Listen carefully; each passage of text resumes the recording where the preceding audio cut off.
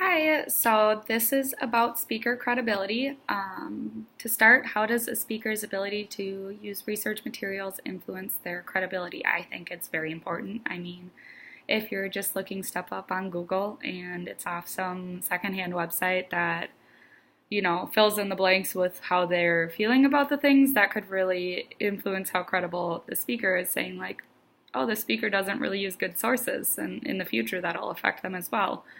Bad information affected a decision you made. So this is like totally a childish story, but back in middle school, my best friend Nicole and I, yes, we have the same name, we're like literally known as Nicole Squared, but we were super close. So in middle school, girls would kind of try and come between us and make up rumors like, oh, Nicole's talking about you and saying this.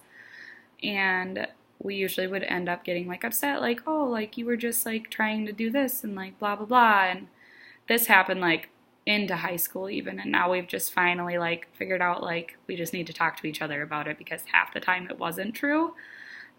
So this would really cause us to just get upset, and like we've just finally learned to like communicate firsthand with each other, which comes into credibility. Like, where is this information coming from?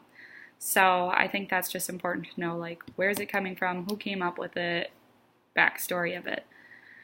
Hearing stories in speech always pull me in. I'm a big story girl. So as long as it's a short, quick, simple story, not dragged on, which me personally, I drag stories on. So I think that as long as it's short and simple, it really helps my listening skills. Like if I'm starting to lose and fade interest, and then a story brings it up, I'll, pay attention for the rest of the speech.